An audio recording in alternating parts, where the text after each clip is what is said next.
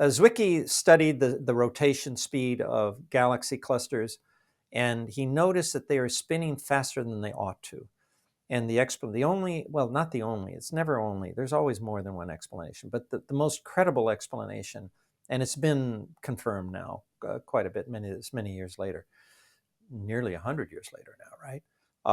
That the reason why they're spinning faster than they should be is because there's matter there that's driving the faster speed that's invisible to us. So we call it dark. He called it Dunkelmaterie. That's German for dark matter. Dunkelmaterie. And so I was just studying that in my classes as a grad student. So you see, I was almost living two lives. One in the classroom where I'm studying more and more and more and more and more and more about the universe, and then this kind of extracurricular activity, this spiritual journey I was on.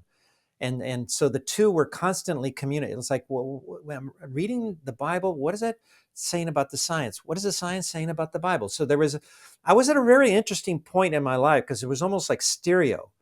It was like I had stereo headphones on, and so by then the idea of supernatural wasn't scaring me so much anymore. Because hey, if you tell me that the universe I'm studying is 95% invisible to me, well, that's supernatural. Because, right, one of the big criticisms people have of God is, well, you're praying to an invisible man in the sky. And I'm thinking, well, I'm studying a universe that's 95% invisible to me. How dumb is that? I mean, so I had these stereo headphones, and I've never actually described it that way. I'm just, for the first time in my mind, I realized now that's what was going on in my life there. I had this religious journey and then this scientific journey. And what I was asking myself, because I was the guy in between the two headphones, is, well, does this jibe with this? Does this jibe with this? And when I started reading the Bible with Laurel, I was thinking, hmm, this is interesting. This is like new. There's not as much dissonance between the two that I was experiencing with the other religions.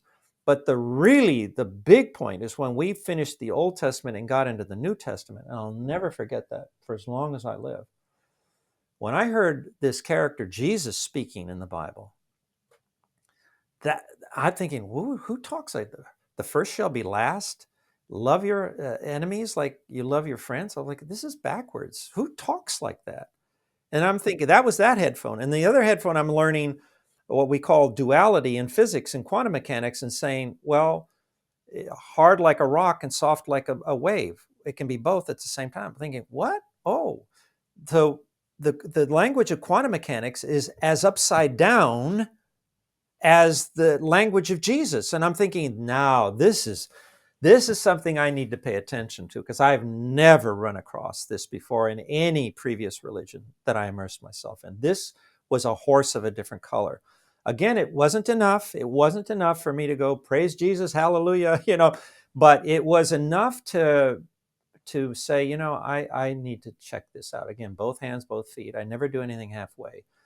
And by the end of the Bible, I felt I have to take this at least seriously. I'm not willing to say this is the truth, that the Bible is speaking truth, but boy, it's like a hammer over the head. And so many years after that, I just started studying the Bible more, getting into depth, going back to the spiral with the questions, finding honest answers. And then, it was probably right around the year 2000 when I wrote that book, Can a Smart Person Believe in God? I decided, no, this is how I want to live. But what I discovered, Jana, was not only did I become a Christian at that point and said, this is the worldview that makes the most sense to me. This is the one worldview that I have ever encountered that answers my tough questions and offers me honest answers and verifiable answers that are completely consistent with my science, but even take my science to the next level.